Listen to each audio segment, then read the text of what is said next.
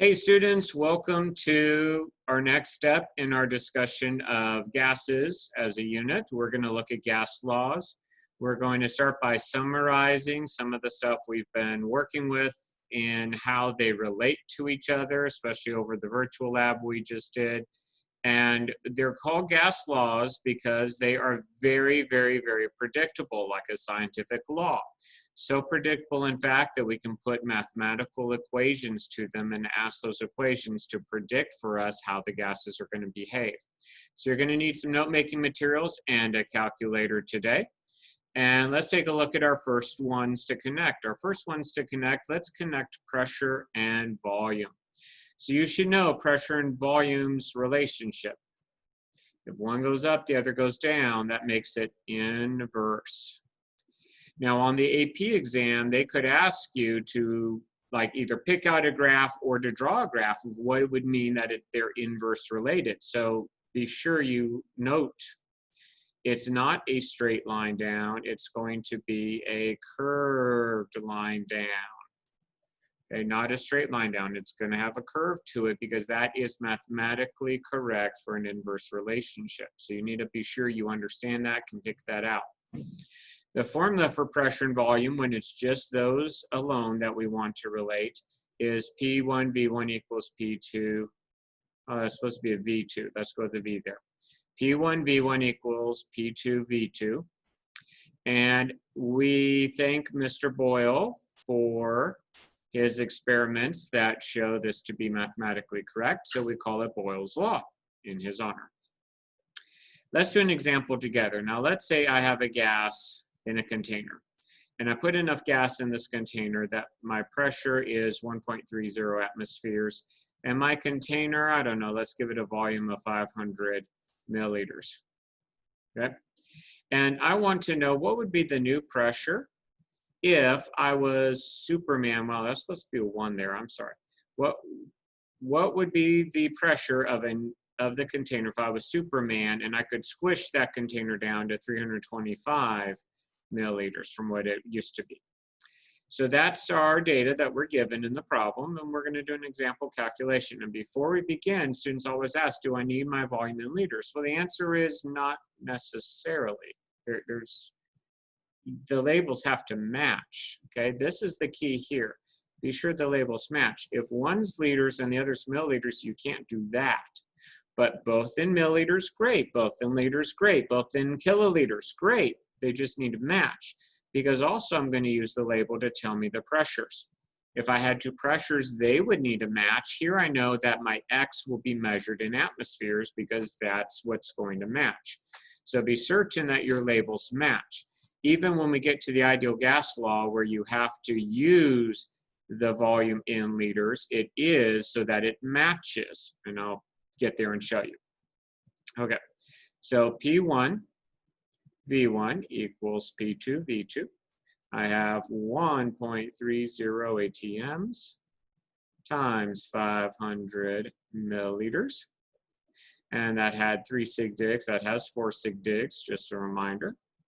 We will always use sig digs when we do our math. And this also has 4 sig digs. And I'm going to solve for x. So I'm going to multiply these two, and I'm going to divide, and there we go. Okay, and I see that I get 2. Okay, that 2 what? Okay, well, remember up here, I said the labels are always going to match, so 2 atmospheres. Okay, because the milliliters cancels the milliliters, and it's the atmospheres that's left over there. However, I had 3 sig digs, 4 sig digs, 4 sig digs, and I did multiplication division, so I need to round to the least amount, so 2.00 atmospheres is the best answer.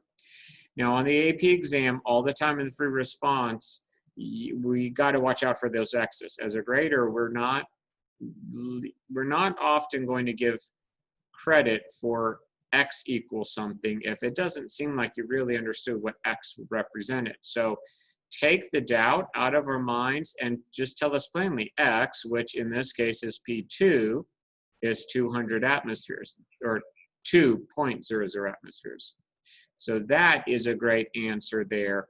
We have the right sig digs, we have the right label, and I'm telling you what X is equal to. That's the way to do that. So please, please, I'm asking you as a test grader, please do that. It takes you but a second longer to write that in, and it can go far in making sure you get the points. I'm going to clear this away, pause if you need to. And let's look at pressure and temperature now, okay? So pressure and temperature, you should know that when one goes up, the other's gone up. So it's a direct relationship. What would that look like on a graph? Well, here it looks like you would think. I have pressure, I have temperature, and it is a straight line up. So there you go.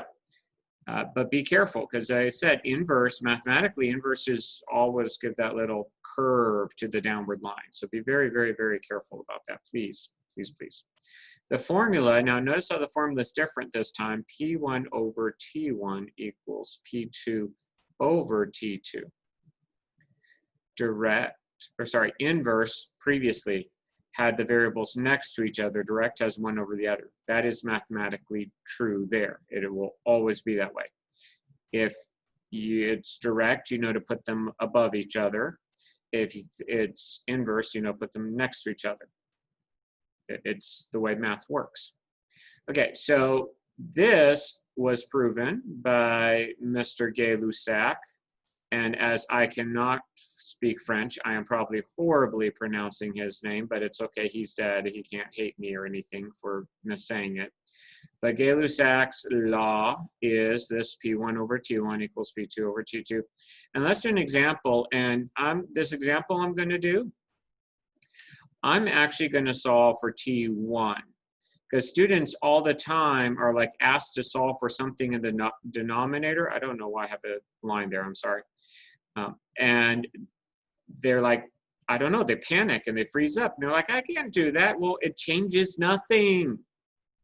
It changes nothing where I put the X. The math is the same. You can handle it. You better be able to handle it. Come on, you're in high school. You're in AP chemistry. Why can't you handle this? Okay, you can do it. You really can.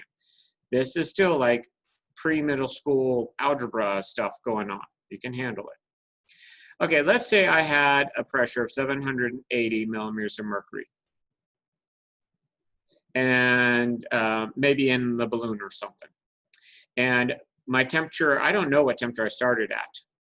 But at some point in time, the pressure became 740 millimeters of mercury. And that is when the temperature was at 15 degrees Celsius. Okay. So can we even make a prediction already? My pressure went down, so my temperature should go down, right? Okay, well, let's find out. So P1 over T1 equals P2 over T2. And pressure 1 was 780 millimeters of mercury. By the way, that's only 2 significant digits. And I don't know what that one is. And 740 millimeters of mercury is my P2. 2 significant digits again. And I do know this temperature, but I'm not going to put 15. Don't put 15. I'm looking at you. I'm talking to you. Don't put down 15 degrees Celsius, because we must be in kelvins, right? Yeah, shake your head. You knew that because you're smart. Convert that to kelvins by adding what they tell you on the formula chart to add, 273.15. Now, when I do that and I round accordingly to the ones place, because that's how rounding works for addition subtraction, I'm going to get 288 Kelvin. So I'm going to put 288 Kelvin there. Okay. So I'm going to do cross multiply, divide, bat and ball, butterfly. I don't know why we need fancy names for these sorts of things, because I don't know. Does math really scare students enough that if we call it a butterfly, everything is better? Okay, I don't understand. I'm just, I guess, old school or something. Anyway, so X comes out to be, see, I'm going to have trouble rounding this. It's going to round to 300, but I want that 0 to be significant, and the number 300, it's not significant. So how do we always fix it when we need a 0 significant and it's not significant? Scientific notation. Right. So I'm going to move the decimal to there. So that means I had to move 1 2 times. So I'm going to call that 3.0 times 10 to the 2. And millimeters of mercury have canceled millimeters of mercury. Kelvins haven't canceled, so kelvins. And that equals my temperature 1. So there we go. Temperature 1 is 3.0 times 10 to the 2 kelvins. Now let's go back to original prediction. We said the pressure went down, so we expect the temperature to go down. And temperature 1, the first one was 300, and the second one is 288. So yes, it went down as well. That's why these are laws, because the math is there all the time. If we were doing lab in class with these conditions, we'd probably get exactly those numbers too, because it works really well. All right, I'm going to clear it away. Pause if you need to.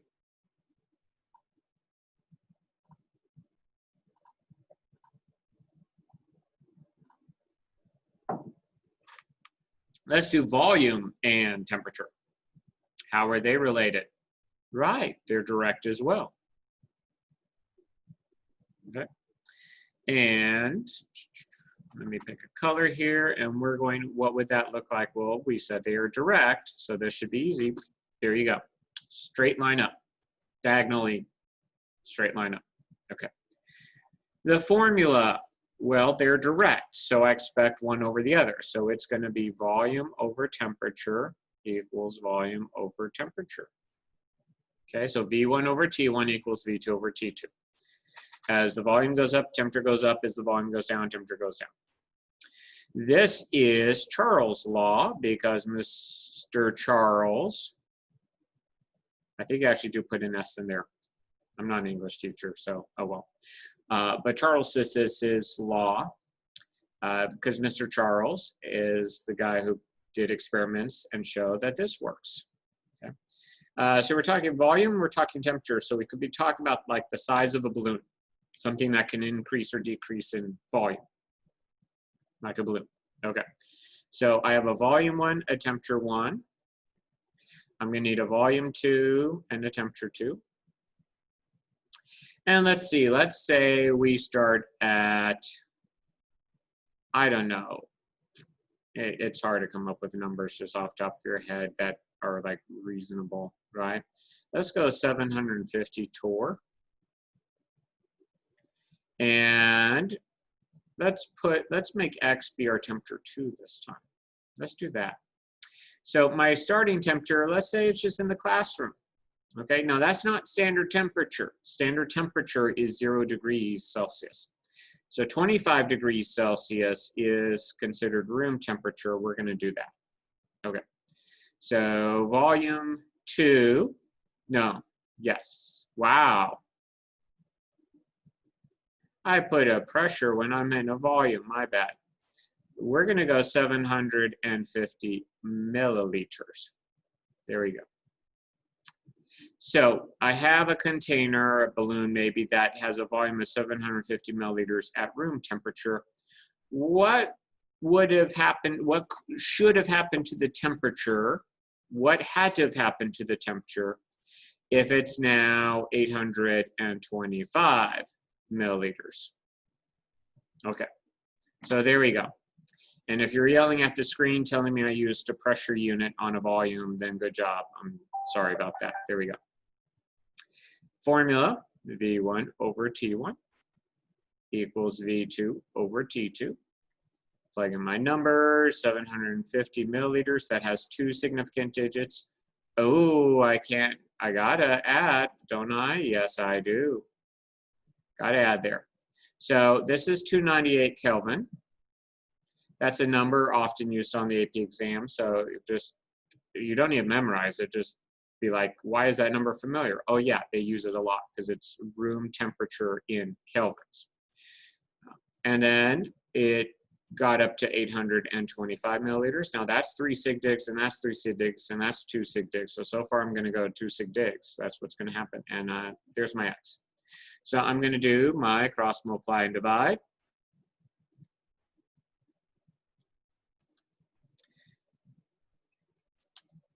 And I'm going to round again. to 2 significant digits, because that's all, the least I have. I have those 2 there. This was 3, this was 3, that was 2. So there we go.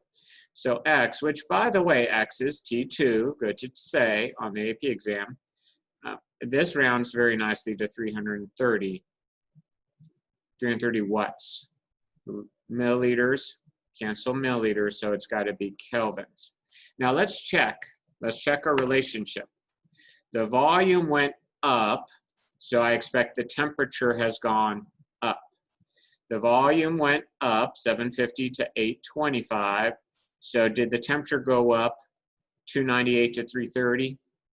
Yes. So great, there we go. We have the right relationship going on. And they will on the test. They would give it like, what if you flipped the numbers and it went down when it should have went up? They'll give you that as a distractor. So you've got to be careful. Okay, so there's my answer to that practice problem. Hope you see x's in the denominators is like no big deal at all. Just still work cross multiply divide. That's why we say things like cross multiply divide. It works. All right, I'm going to clear this away, so pause if you need to. And next up we have volume and moles. Okay, so this is one that most students don't like catch on to right away, but it makes total sense. Moles is referring to the amount of gas, matter, okay? So moles is in an amount of matter that's around. Well, it is direct. The more moles I have, the more volume it should take up. It makes sense, right? The less moles, the less amount of gas I have, the less volume I'm going to need for that. What would it look like on a graph? Oh, I'm going to go purple. Well, we could put volume here. We could put moles there. They could be swapped. It doesn't matter. It's a direct relationship. So straight diagonal line up. There we go. Okay, formula.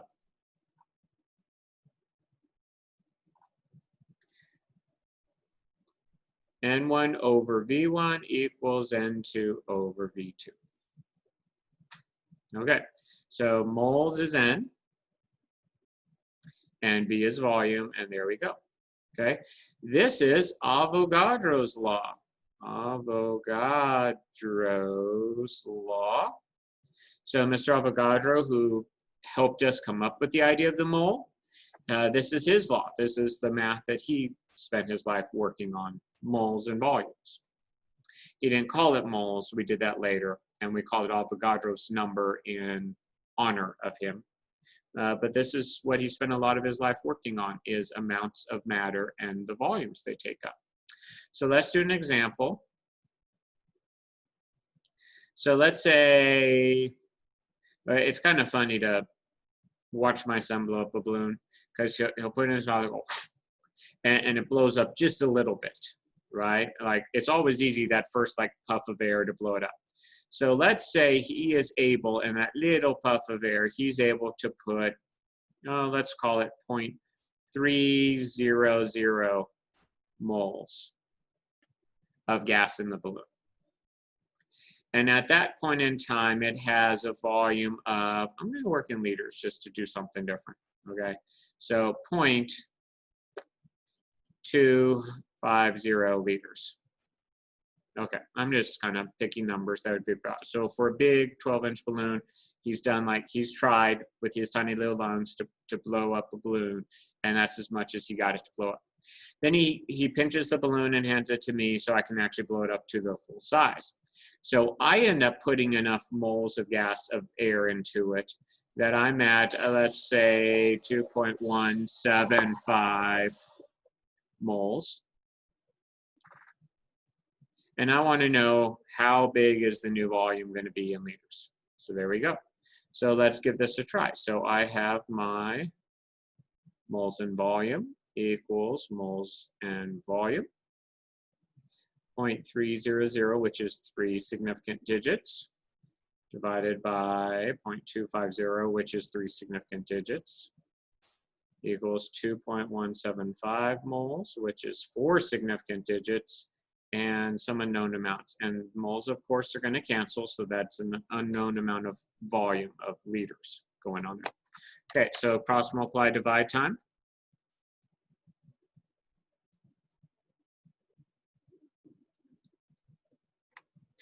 And I get X, which, by the way, stands for volume 2.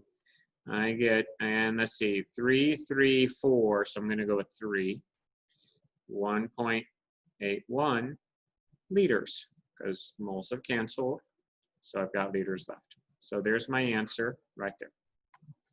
Okay. V2, which was my X, 1.81 liters. So that's how much volume of gas I have in that balloon when I've done my turn of blowing it up. So there's an example of that. I'm going to clear it away, so pause if you need to. Okay, so have you seen a lot of variables repeating? You should be saying yes, or something's gone wrong by now. Yes, they do repeat, so we can actually put them all together. We really can. It's kind of, you know, that substitution thing of A equals B and B equals C, A equals C. It's going to look like this. We can take pressure times volume, because they're direct or inversely related, and they are directly related to moles and temperature. And when we put them together like that, we find that this here always comes out to the same number. No, like seriously, always comes out to be the same number. So we put a constant to it, R. Why R? Because we're kind of running out of letters of the alphabet to use for constants. Okay, but R is the constant, is the number that these always come out to be. We call this the ideal gas law constant because we call this the ideal gas law. So the ideal gas law for a gas that behaves ideally, which happens pretty well in the classroom at normal temperatures and pressures and all that. The ideal gas law is what we call this. Now beware, okay? This is not the normal form you see it anywhere in chemistry textbooks or on the AP test or on the form of the chart. It's not on the form of the chart that way because it saves room to write it this way. So mathematically prove to yourself that that is the same thing, just rewritten, but this is the form that you'll find it on the AP exam, and this is the form we often use it in, PV equals nRT. Often we abbreviate that as Pivner. Just kind of like, you know, run the sound of all those together, Pivner. There you go. Okay, so what is R? I already said it's the ideal gas law constant. Well, what in the world does that mean? Okay, well, to know what that means, you need to go to a formula chart, and the AP test has a formula chart, right? Okay, so here's the thing though. When you go to the formula chart, you're going to see a couple values of R, different numbers for R. Did I not just say R is always the same? And then I'm saying it's different numbers. How? Okay. It's not just different numbers, it's different labels. That's the catch. Depending on how you measure P and V and N and T, you get different labels, and with different labels, you get different numbers. Now, the numbers in the end, when converted to the other label methods, are the same, but be careful that you understand. The most commonly used R values. We got 8.31, I might be rounding a bit here, 8.31 for liter kilopascals per mole per K. Now, since the AP test doesn't use kilopascals, I'm not expecting them to show that one on the AP test, okay? But that's one that's used still often in a lot of chemistry. So I just wanted you to see that. It would be equivalent to 62.4, and there's some rounding there, liters per millimeters of mercury per mole K.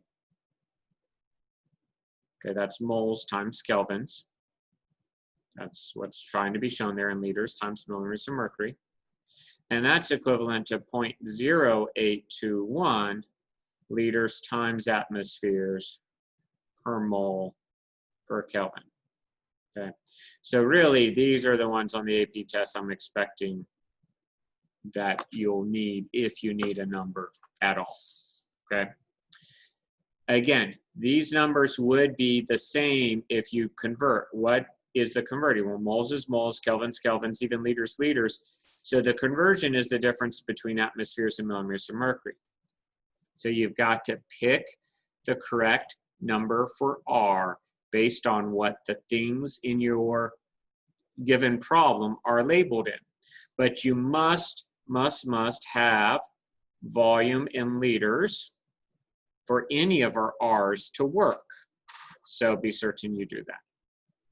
Okay, we're not done because I wanted to practice these things. How would you see them on the AP test? So I went to the AP, some old AP style kind of questions, and we're going to give these a try and see how you do before you have to do them on your own.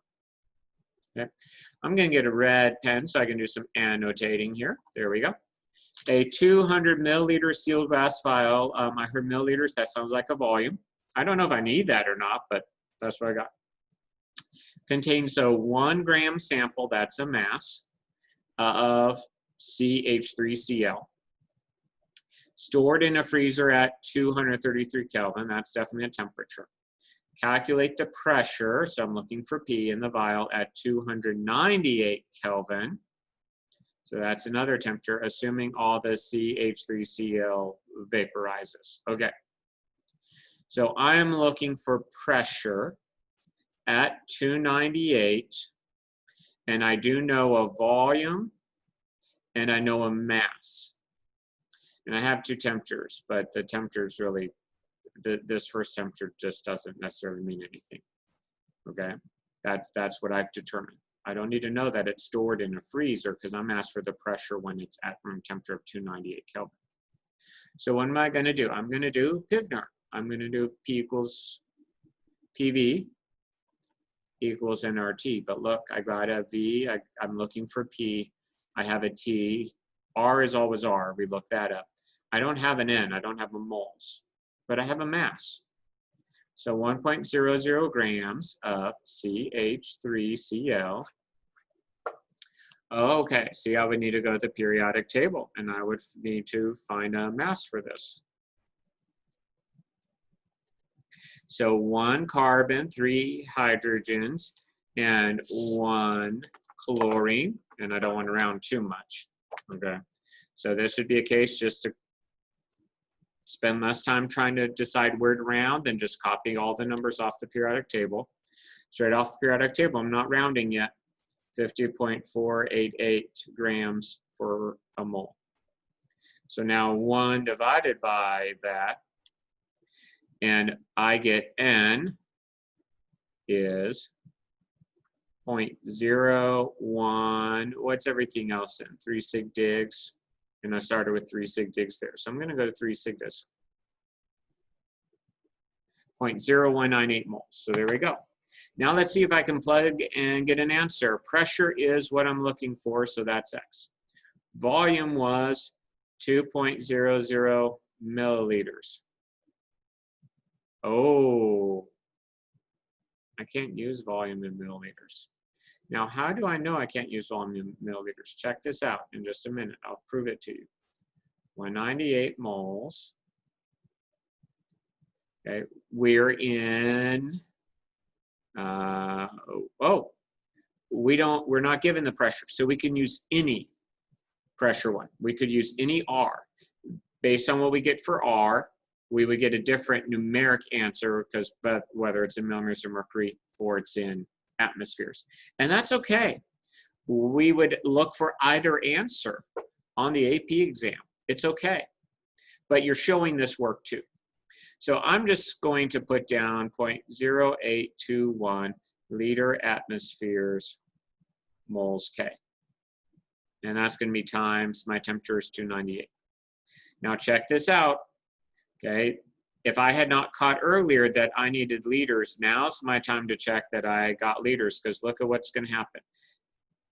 Kelvins cancel kelvins.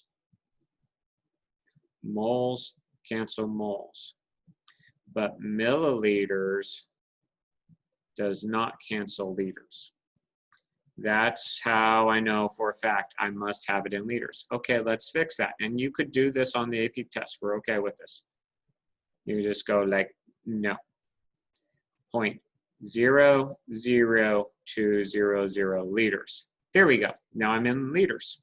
And now that I'm in liters, I can say, hey, that liters there is going to cancel that liters there, and I've got atmospheres left. So the answer to my question with this value for R is going to be in atmospheres. If you had picked the 62.3 number, it would be in millimeters of mercury. As long as you have the correct label on the correct number, you are correct. So I'm going to solve for X. So I'm going to start by multiplying.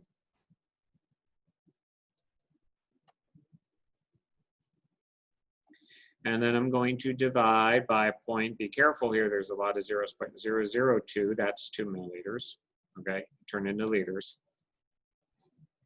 And I get that X, which, what is X? I meant to be on yellow, sorry. X is the pressure, I get 242 atmospheres.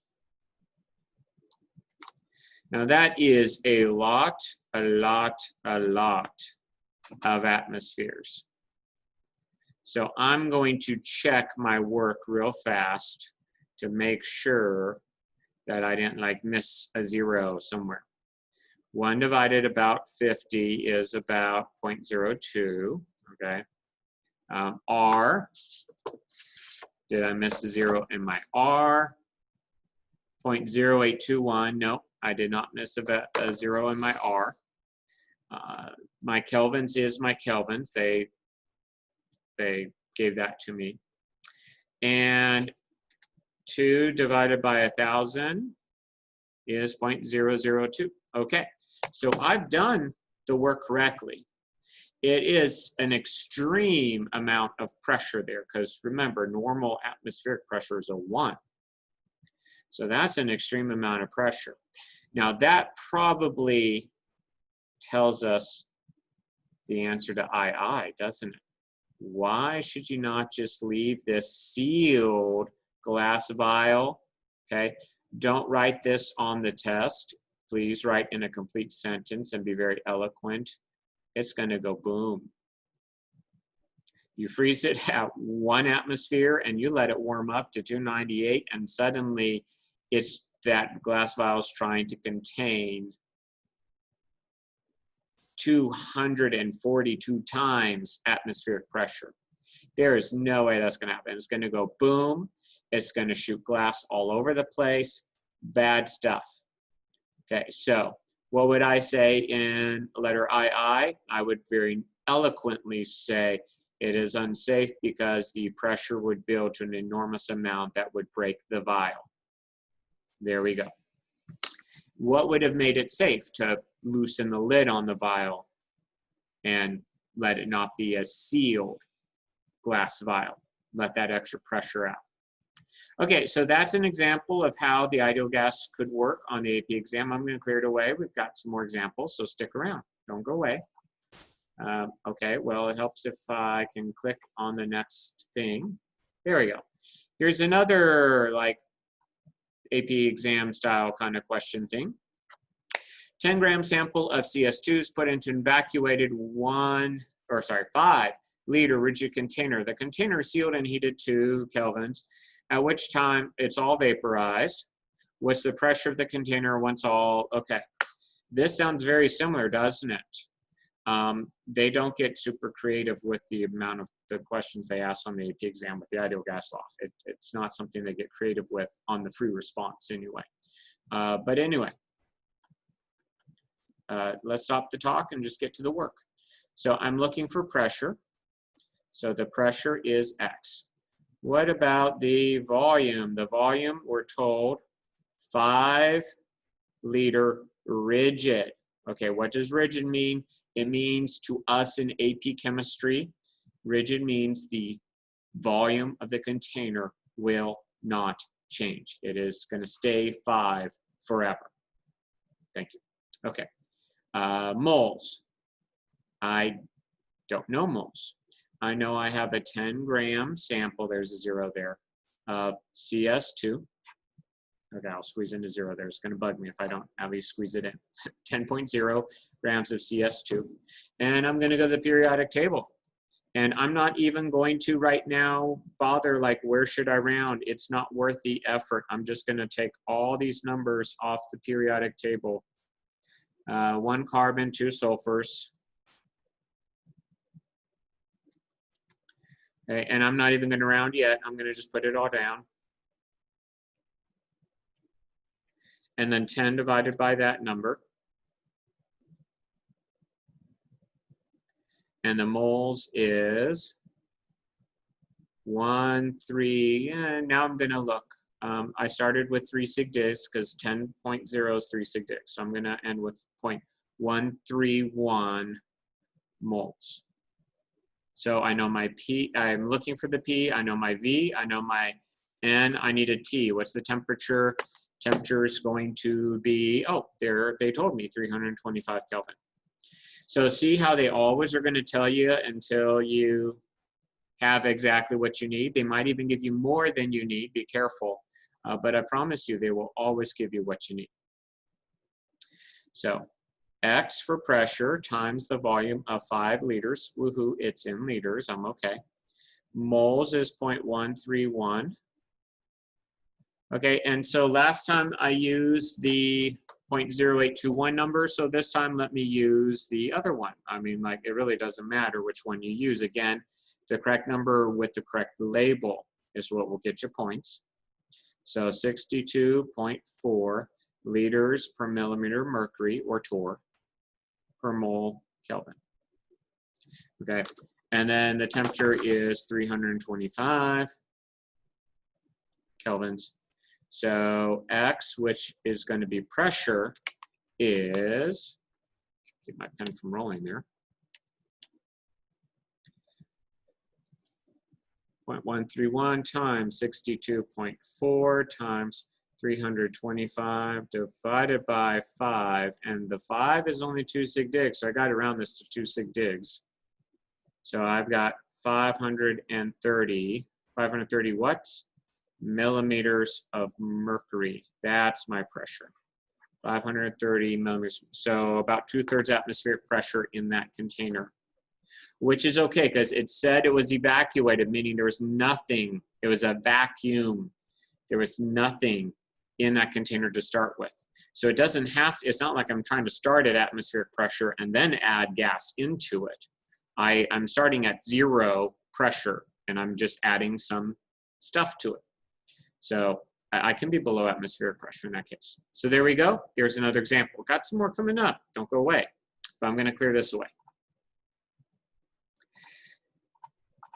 Okay, so here we have carbon tetrachloride synthesized according to the reaction above. Chemist runs the reaction at a constant temperature of 120 degrees Celsius. Oh, you know what I'm going to do? Because like I already see what's happened. I'm going to add 273 right there, right? Because don't I need 2? So I get 393 kelvins for the temperature. Okay. So I have now my temperature. I have a rigid, so unchanging. The volume is 25 liters. Well, that's a pretty big container. Okay. Chlorine gas is initially present in the container at a pressure of 0.40 atms. How many moles are in the container? Okay. We can do that. Let's see if we can use Bivner. I need a pressure. Do I have a pressure? I do. 0.40 atms. I need a volume. Do I have a volume? I do. 25.0 liters. Okay. Do I have a moles? No. That's what I'm looking for. And do I have a temperature? Yes. In kelvins even. it's 393 kelvins, all right? So notice they gave me all the information I needed to find moles. Now, a lot of students, when they hear moles, they're trying to do a railroad track, a stoichiometry to get moles. That is not the case I have here. I do not have grams to get moles from. So I'm going to use the ideal gas law because I have noticed I have a pressure and a volume and a temperature. Why wouldn't I do ideal gas law? So notice I am very much saying you have now another method for finding the moles of something. It only works if it's moles of a gas. It has to be a gas, like, you know, check this out, any of these gases. But this would be a way I could find the moles for those gases. Okay, so how many moles of chlorine gas are in the container? Boom. Okay. I'm going to plug in my pressure. 0.40, that's 2 sig digs. And plug in my volume, 25 liters. I'm looking for the moles. Now I have to pick my R so the labels match, so it's the 0.0821 liter atmospheres. That's how I knew it matched. Moles Kelvin. And a 393 kelvins going on there. Okay.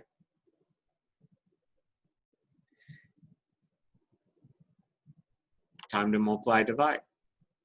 Are you ready for it? Are you already doing it? I hope you're already doing it and you're gonna, like, you know, check your work with me. Or probably better said, check my work.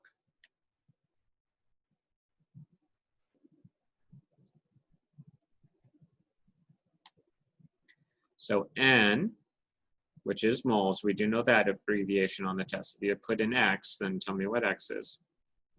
Okay.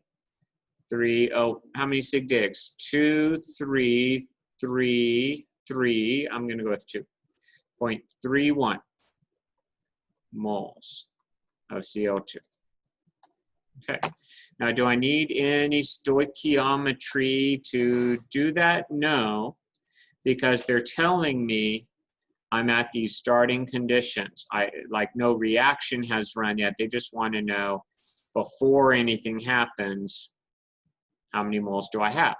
Now, I'm sure there's follow-up questions after this about, you know, how many moles of carbon tetrachloride can you make, or how many, you know, other things like that, okay?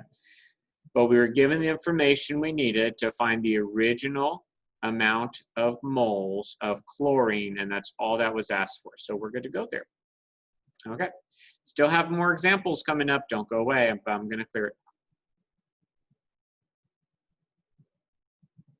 Thought I was going to clear it. Come on. There we go. Okay, so we've gone from pre-response questions where you get to use a calculator to now I have to say goodbye to my calculator. I have to put it away in the drawer and I can't touch it anymore. I'm going to solve these with mental math. So how in the world am I going to do that? Well, it's okay. Let's figure this out. You can handle it. You really can. A balloon's filled with, I notice I have a moles, 0.25 moles. I don't know if I need that information or not. I'm just going to start making a list of helium at, oh, I have a temperature, 273 Kelvin, and I have an atmosphere, so that's pressure, 1 atmospheres. Which of the following explains what happens to the volume? So volume is changing. There we want to know how it changes. That's delta. That's supposed to be that triangle delta, which means changing. Okay. What happens to the volume as it rises from ground level to an altitude where the air temperature, oh, I have a new temperature, 220 Kelvin. So I'm going to label this T2 and this T1 now. And the air pressure is 0.1 atmospheres. Okay, so I have a new pressure. And I have 0.1 atmospheres. And now I'm going to label those P1 and P2. And the moles are going to stay the same. So I'm actually like, I don't care about the moles now. I've just realized that was extra information. I don't need it because nothing has changed to the moles. Temperature has changed. Pressure has changed. I want to know how volume has changed. Okay, so check this out. This is the formula for everything together. R is always R, and N in this problem is not changing. It's also constant in this problem. If they're constants, let's not have them in the formula.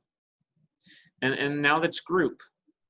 For me to group these, I get T on the bottom. Okay, it's going to equal just constant. So meaning what I can do, what my formula is now is P1V1 over T1 equals P2V2 over T2. Now this officially is called the combined gas law, but I want you to see how it comes straight out of the ideal gas law equation. In fact, all of the gas laws we've talked about today are built into the ideal gas law equation. So you should be able to pull it out of the ideal gas law equation. All right, let's plug in some numbers. And we're going to do mental math. Trust me, don't panic. Okay, but let's see what's going on here. So pressure 1 atmosphere. Volume 1, I don't know. I'm going to put in 1 liter. I just need a comparison. So 1's an easy number for comparison. And then the original temperature was 273 Kelvin. And my new pressure is 0.1 atmospheres. And I don't know what's happening to the new volume. And the new temperature is 220. Now, if I'm doing this on the test, I'm going to scribble out the units right now. I've made sure they match, so I'm done with them. So look at what I get. 1 liter over 273 equals 0.1 over 220 times x. Let's get that x by itself. So invert and multiply, right? Okay, so 220 times 1 is 220 liters, divided by 0.1 times 273. Okay, well, I can do that. That's 27.3. Okay, so now I'm kind of stuck with what's I've got going on there, don't I? What do I have going on there? I have a number of 200 something being divided by 20 something. Can't I say that's just about 10-ish? Look, on the AP exam, that's good enough for multiple choice, because what number did I choose to start with? I chose 1, and now it's going to be 10. Which way did it go? It increased. That was all I needed to do to find out with the numbers they gave me that for the volume. I needed to know if it increased or decreased or like stayed the same. And I have achieved. I don't need to know exactly by what amount it increased. No, waste of time. Please don't do that on the test. Waste of time. I now know the volume will increase, and I have one answer where it says it will increase, so my choice is A. Now I'm going to read it well and be sure, okay, the volume will increase because the decrease in air pressure will have a greater effect than the decrease in temperature. That is true. When the pressure went down, I expect the volume to go up. When the temperature went down, I expected the volume to go down. But who won? The volume went up, so clearly the pressure going down is the one that won the scenario. Okay, so there we go. There's my answer. I'm moving on. If I wasn't explaining that to you and I was just doing it out, I would have done that in like 30 seconds. I would have achieved a good enough answer to know it increased and check my work to make sure it was right. So that's the thought patterns you need to have when dealing with multiple choice. I've got one more multiple choice for you, and then we're done. So stick around. Here we go. Ooh, this one has a picture. Scary. Well, okay, they love to represent gases with particulate diagrams. That's what this sort of thing is. If you've ever drawn a gas in a container as like a dot, maybe with an arrow showing it's bouncing around, you've drawn a particulate diagram. So you're already there. No worries, okay? Don't panic. Thank you. Okay, anyway, as I was saying, so there's a reaction, it's represented above. The pressure inside the container is recorded. What is going to be true about the pressure if Oh, constant temperature. And I can infer constant moles because what I start with, I end with. So all I'm looking at, well, okay, actually, I take that back.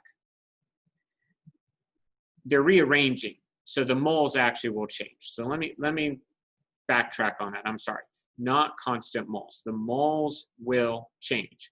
I'm assuming they're all gas, so moles of gas, and that change is going to have an effect. It's in a vessel that does not change volume. So the only things, not volumes changing, not temperatures changing, the only thing changing is pressure and moles. How do they relate? Well, PV equals nRT. To get P and N together, it's looking like that. So pressure 1 moles 1 equals pressure 2 moles 2. Now this was not anyone's law. We haven't talked about, like, there's no one, call it Bellin's law. There we go. Okay, no. It's not anyone's law, but what do I know now? They are a direct connection, a direct relationship, because I see one's on top of the other. So if pressure's going up, moles is going up. If pressure's going down, moles is going down. It's asked what's happening to the pressure. So what's happening to the moles? I start with 1, 2, 3, 4, 5, 6, 7, 8, 9, 10, 11, 12. I'm just going to put a 12 there. Start with 12 representations of gas. Okay, what do I end with? Now all the parts are there. They're just rebonded.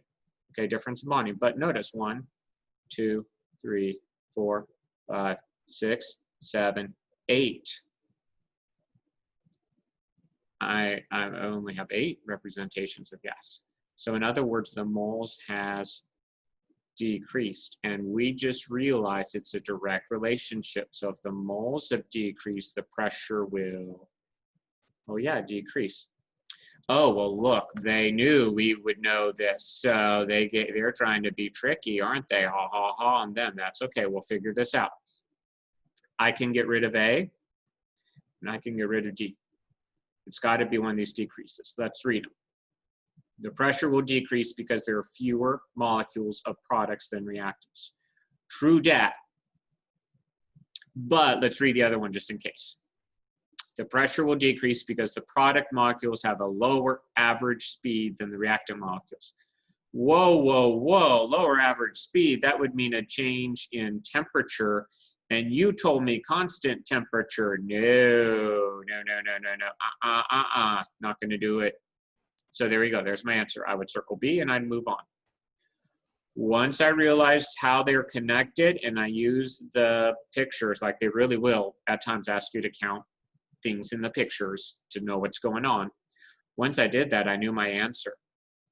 If I was doing this on my own, I would absolutely have taken less than 30 seconds on it. I would have just looked over here and said that there's a lot more than over here. And if moles goes down, I know pressure's going down. And then boom, I'm done. So there we go. That is our discussion of all gas laws all at once. Actually, there's a few more left to go. They're super important, but not nearly as complicated. We'll get to Dalton's law and Graham's law and all that in just a little bit, and then also discuss non-ideal gases. But this is enough for today. You have a practice in Canvas to work, so I wish you luck on that, and have a great day.